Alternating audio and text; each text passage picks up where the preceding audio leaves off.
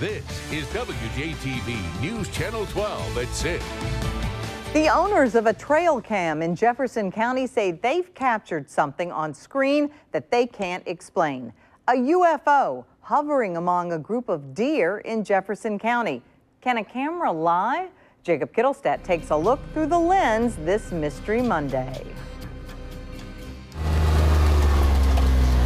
The hunting land, well, it's just a short drive out. Yeah, it's a good many deer. Nothing uncommon to come over and see 8 or 10 in an evening. But after seeing recent pictures, Rainer Shadow says he doesn't know what's visiting his property, and he doesn't know what it could be hunting for. And then the next frame, the two lights were real bright and big, like headlights on a vehicle, but they were about 15 to 18 feet in the air at about 40 yards from where your this camera is. I noticed that there was a light that I could not determine exactly where it was coming from. Edith is Rainer's wife. She's the one who noticed the shining lights resembling headlights while looking through images captured February on a Cumbus Bluff trail cam. She says it's like nothing she's seen in the woods, a place where she's spent a good amount of time. I have a Browning 308 and I have a Browning 243. I've probably killed the most deer with my Browning 243.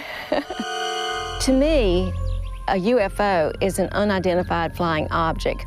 Now, whether it's associated with aliens or not, I don't know the answer to that. When they first come out with cameras, I wasn't too much into them, and my son was. It lets you know a lot about your land, what goes on. There's a lot at night goes on in the woods that you would have no idea. And the Shadows have these cameras set up to take an image every 3 seconds as long as it's detecting motion in front of it.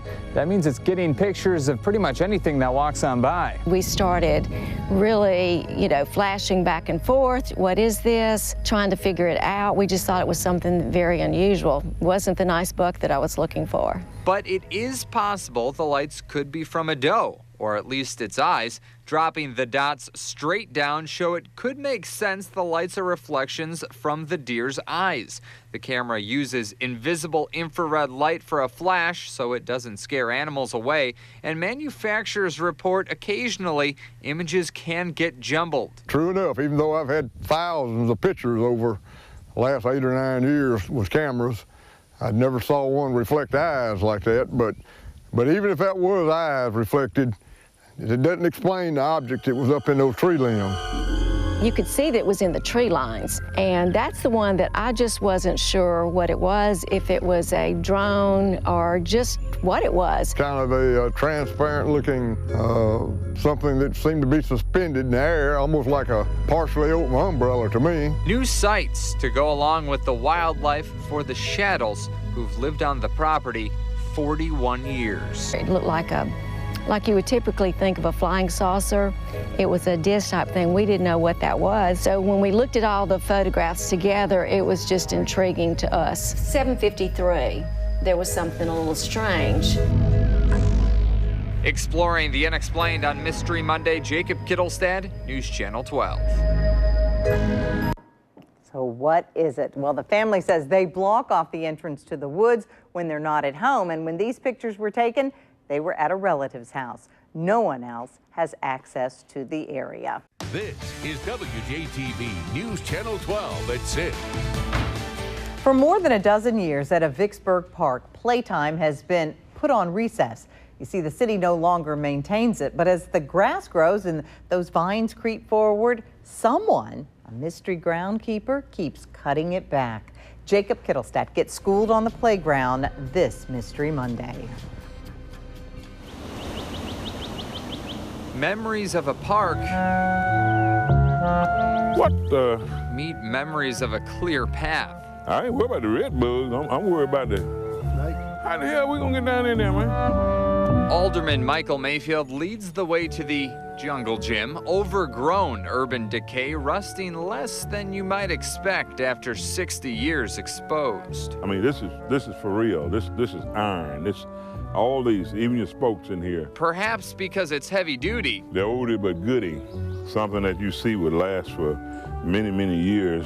Or maybe because someone, an unidentified reverse vandal, is caring for the space. It does look like somebody's been back here and recent years and done something, but I can assure you it hadn't been the city of Vicksburg, because we just haven't maintained it because everything is obsolete. The police wouldn't allow something like this. I mean, they can't get to it. This is probably being used for anything but playgrounds today. City engineer Garnet Van Norman admits that its distance from Wisconsin Avenue, about 200 yards, might also add to its charm.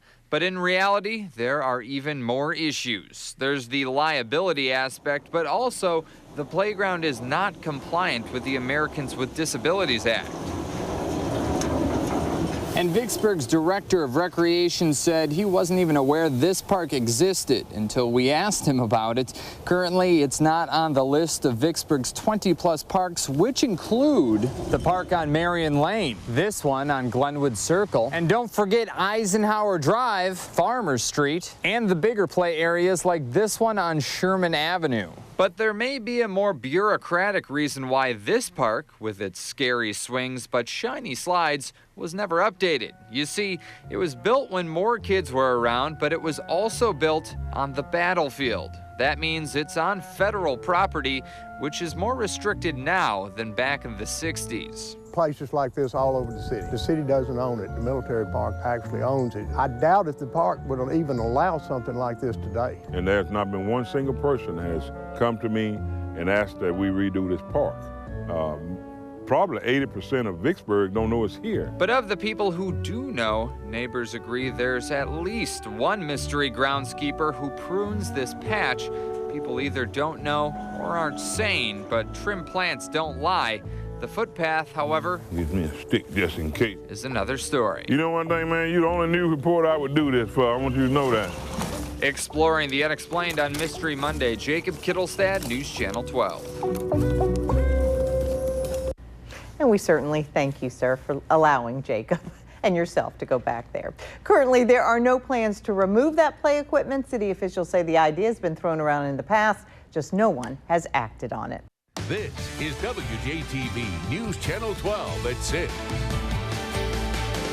Every so often at News Channel 12, we get frantic emails from people asking us this: why in the world are we not exposing the government for spraying chemicals into the air?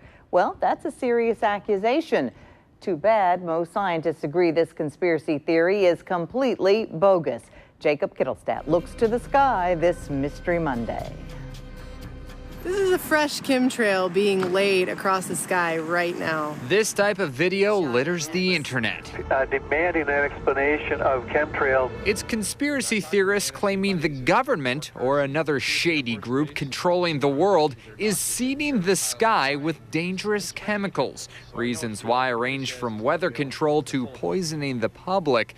But the general idea is referred to as chemtrails. The notion of it is silly on so many levels. It's not mentioned anywhere in the peer-reviewed literature.